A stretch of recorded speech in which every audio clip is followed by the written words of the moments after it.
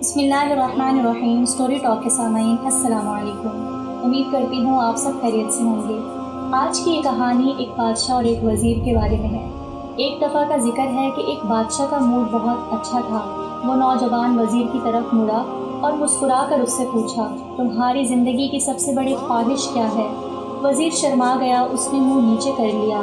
بادشاہ نے کہکا لگایا اور بولا، تم گھبراؤ مت، بس اپنی زندگی کی سب سے بڑی خواہش بتاؤ۔ وزیر گھٹنوں پر جھکا اور احتراماً بولا، حضور، آپ دنیا کی خوبصورت ترین سلطنت کے مالک ہیں۔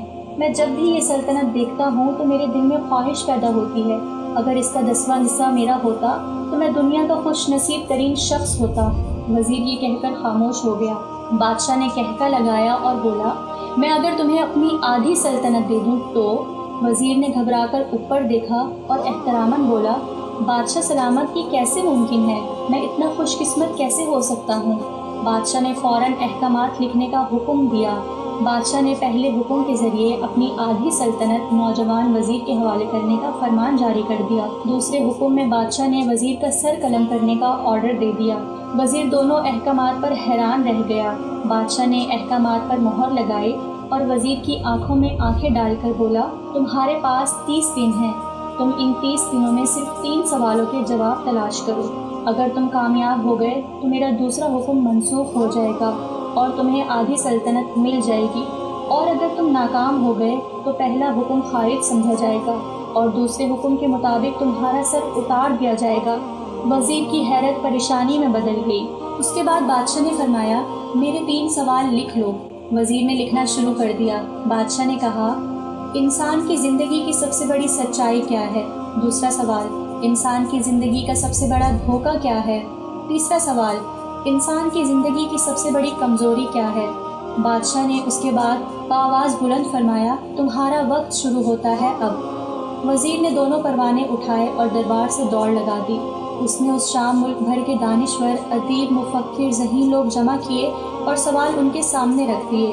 ملک بھر کے دانشور ساری رات بحث کرتے رہے، لیکن وزیر نے دوسرے دن دانشور بڑھا دیے، لیکن نتیجہ وہی نکلا۔ وہ آنے والے دنوں میں لوگ بڑھاتا رہا مگر اسے کوئی تسلی بخش جواب نہ مل سکا، یہاں تک کہ وہ مایوس ہو کر دارالحکومت سے باہر نکل گیا۔ وہ سوال اٹھا کر پورے ملک میں پھرا مگر اسے کوئی تسلی بخش جواب نہ مل سکا۔ وہ مارا مارا پھرتا رہا، شہر شہر، گاؤں گاؤں کی خاک چھانتا رہا۔ شاہی لباس پھٹ گیا، پگڑی ڈھیلی ہو کر گردن میں لٹک گئی، جوتے پھٹ گئے اور پاؤں میں چھالے پڑ گئے، یہاں تک کہ شرط کا آخری دن آ گیا۔ اگلے دن اس نے دربار میں پیش ہونا تھا۔ وزیر کو یقین تھا یہ اس کی زندگی کا آخری دن ہے، کل اس کی گردن کاٹ دی جائے گی اور جسم شہر کے مرکزی پل پر لٹکا دیا جائے گا۔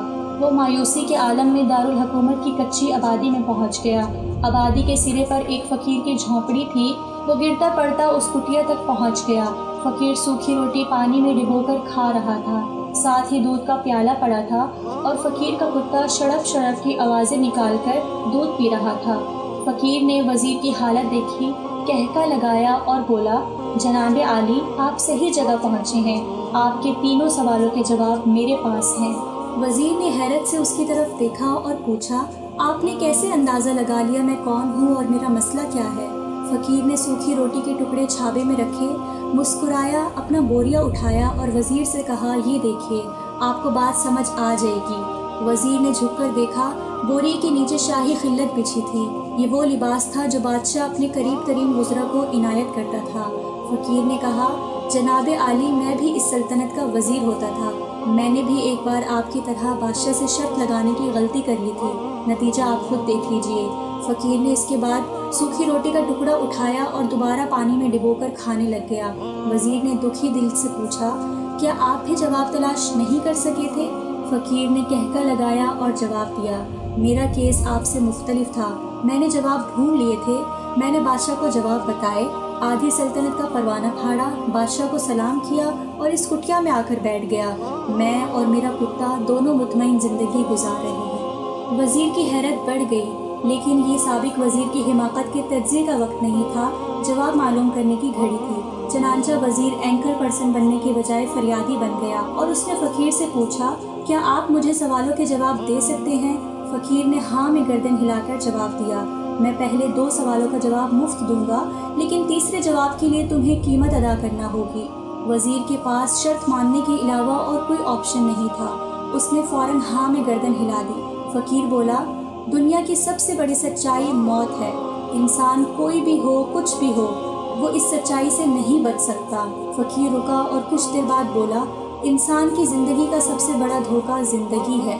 ہم میں سے ہر شخص زندگی کو دائمی سمجھ کر اس کے دھوکے میں آ جاتا ہے۔ فقیر کے دونوں جواب ناقابل تردید تھے۔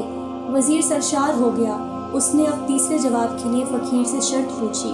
فقیر نے کہکا لگایا، کتے کے سامنے سے دودھ کا پیالہ اٹھایا، وزیر کے ہاتھ میں دے دیا اور کہا، میں آپ کو تیسرے سوال کا جواب اس وقت تک نہیں دوں گا جب تک آپ یہ دودھ نہیں پیتے۔ وزیر کے ماتھے پر پسینہ آ گیا۔ اس نے نفرت سے پیالہ زمین پر رکھ دیا۔ وہ کسی قیمت پر کتے کا جھوٹا دودھ نہیں پینا چاہتا تھا۔ فقیر نے کندھے اچکائے اور کہا، تمہارے پاس اب 2 راستے ہیں، تم انکار کر دو اور شاہی جلاد کل تمہارا سر اتار دے گا، یا پھر تم یہ دودھ پی جاؤ اور تمہاری جان بھی بچ جائے گی اور تم آدھی سلطنت کے مالک بھی بن جاؤ گے۔ فیصلہ بہرحال تمہارا ہے۔ وزیر مخمصے میں پھنس گیا۔ ایک طرف زندگی اور آدھی سلطنت تھی اور دوسری طرف کتے کا جھوٹا دودھ تھا۔ وہ سوچتا رہا یہاں تک کہ جان اور مال جیت گیا اور سیلف رسپیکٹ ہار گئی۔ وزیر نے پیالہ اٹھایا اور ایک ہی سانس میں دودھ پی گیا۔ فقیر نے کہکا لگایا اور بولا، میرے بچے، انسان کی سب سے بڑی کمزوری غرض ہوتی ہے۔ یہ اسے کتے کا جھوٹا دودھ تک پینے پر مجبور کر دیتی ہے، اور یہ وہ سچ ہے جس نے مجھے سلطنت کا پروانہ پھاڑ کر اس کٹیا میں بیٹھنے پر مجبور کر دیا تھا۔ میں جان گیا تھا میں جوں زندگی کے دھوکے میں آؤں گا، میں موت کی سچائی کو فراموش کرتا جاؤں گا، اور میں موت کو جتنا فراموش کرتا رہوں گا، میں اتنا ہی غرض کی دلدل میں پھنستا چلا جاؤں گا، اور مجھے روز اس دلدل میں سانس لینے کے لیے غرض کا غلیظ دودھ پینا پڑے گا۔ لہٰذا میرا مشورہ ہے، زندگی کی ان تینوں حقیقتوں کو جان لو، تمہاری زندگی اچھی گزرے گی۔ وزیر خجالت، شرمندگی اور خود ترسی کا تحفہ لے کر فقیر کی کٹیا سے نکلا اور محل کی طرف چل پڑا۔ وہ جو محل کے قریب پہنچ رہا تھا، اس کے احساس شرمندگی میں اضافہ ہو رہا تھا، اس کے اندر ذلت کا احساس بڑھ رہا تھا۔ وہ اس احساس کے ساتھ محل کے دروازے پر پہنچا، اس کے سینے میں خوفناک ٹیس اٹھی، وہ گھوڑے سے گرا، لمبی ہچکی لی اور اس کی روح پرواز کر گئی۔ سامعین، ہمیں کسی دن کسی ٹھنڈی جگہ پر بیٹھ کر زندگی کے ان بنیادی سوالوں پر ضرور غور کرنا چاہیے۔ ہمیں یہ سوچنا چاہیے، ہم لوگ کہیں زندگی کے دھوکے میں آ کر غرض کے پیچھے تو نہیں بھاگ رہے، ہم لوگ کہیں موت کو فراموش تو نہیں کر بیٹھے۔ جزاک اللہ۔